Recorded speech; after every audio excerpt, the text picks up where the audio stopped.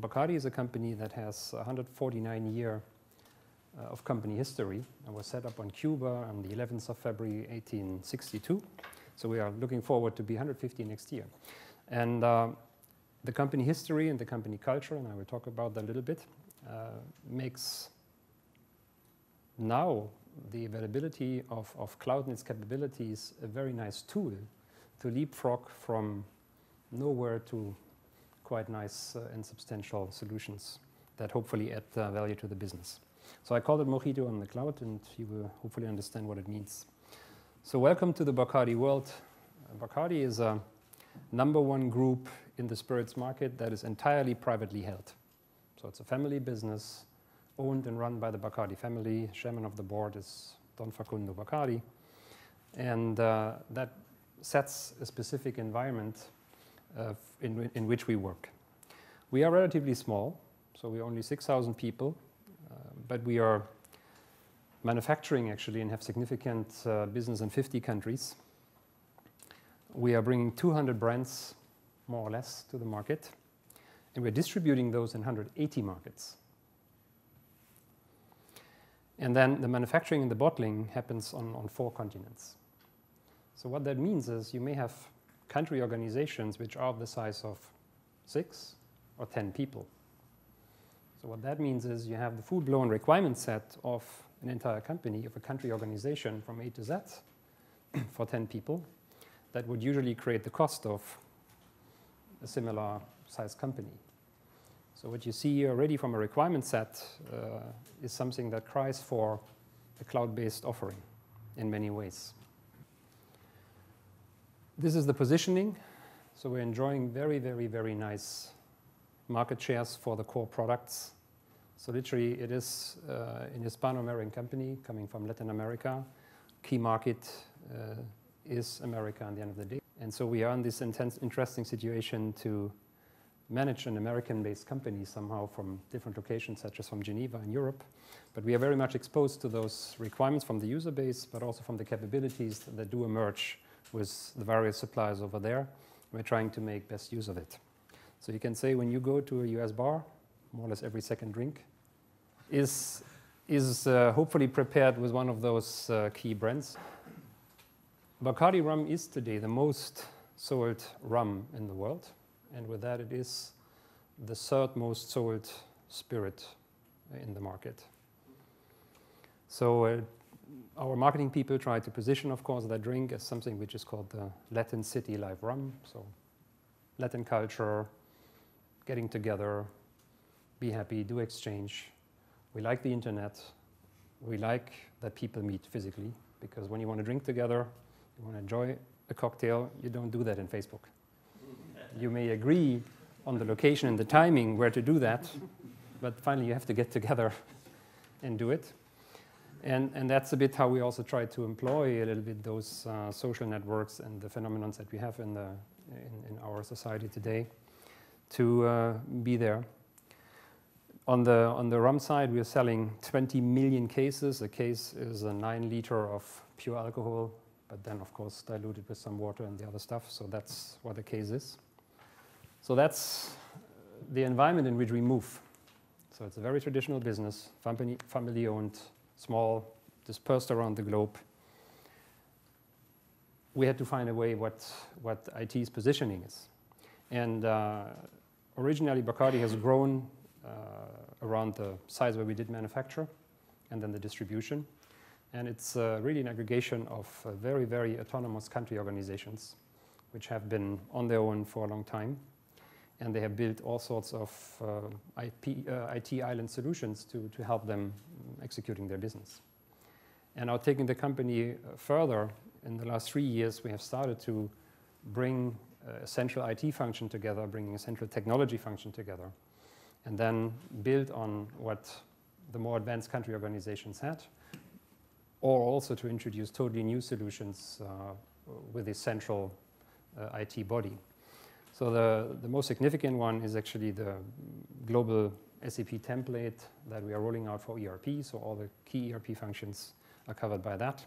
And that is a top-down approach that brings the homogeneity across all the businesses and enables really to have the data that we need, but also to do the pure manufacturing-related processes on a consolidated basis. But around that, there's a lot of other things to do, where we have the opportunity to leapfrog in many areas from very basic approaches and solutions to something that can employ today's capabilities.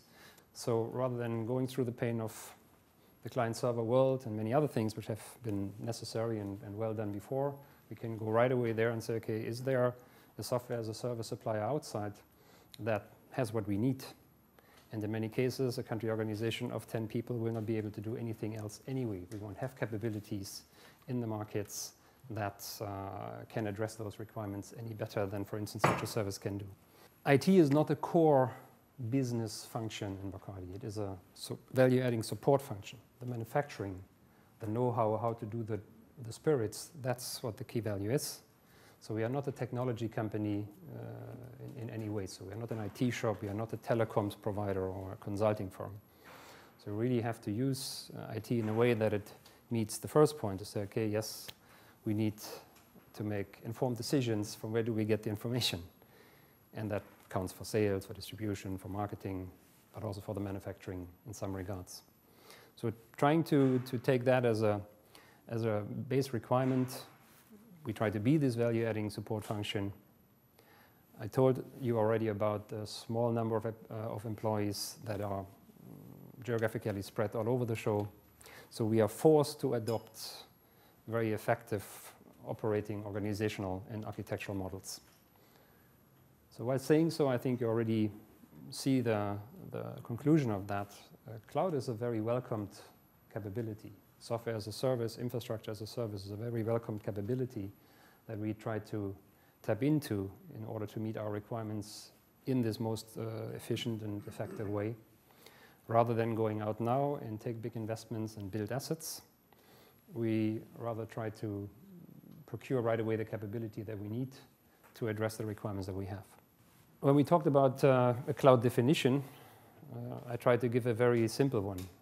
So if we were in the last decade talking about the internet, primarily used by individuals for entertainment and information and all these kind of things, you could say in very simple terms that cloud today is the evolution of that into the business sector. So the cloud for me is the business intranet. What does it bring you? You have a business application that you access through a browser, as simple as that. So keeping that in mind, and I'm talking about now the end-user computing area, what do we do there? The first example that I would like to give you is maybe not exactly cloud, but it's related to it.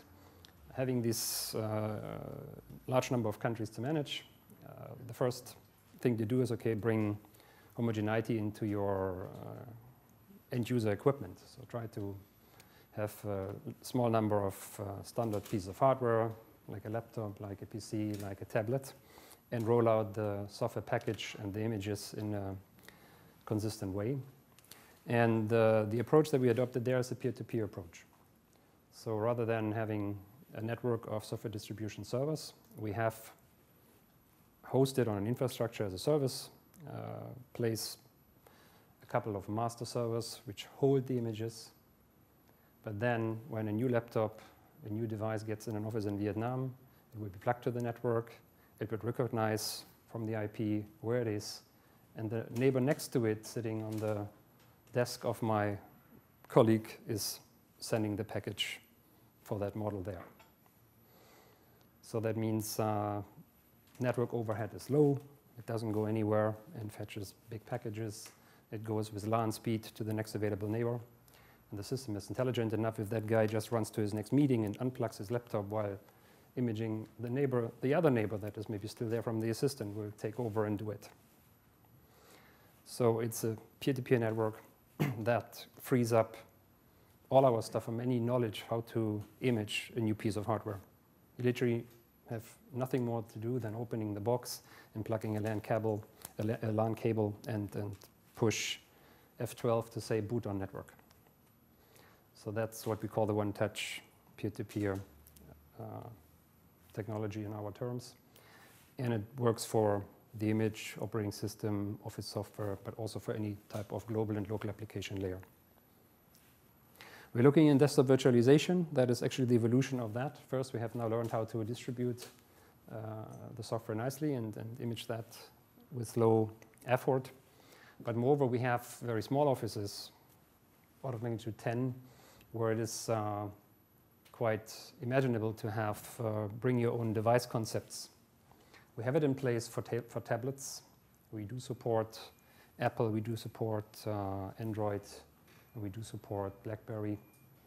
So if someone has a nice brother making you a Christmas gift, and you get your whatever playbook, you can bring it and you can use it for personal information management, so email, calendaring, and contact databases available. That's how far it goes.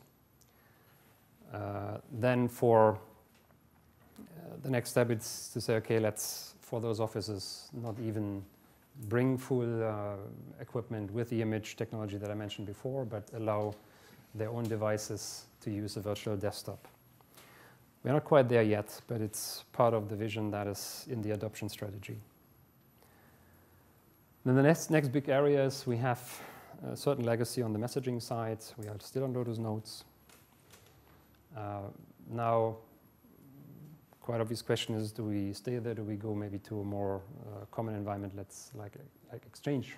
Or do we leapfrog that and say we don't even need a messaging environment ourselves, but rather go to hosted or software as a service or whatever you want to call these solutions? There are many of them.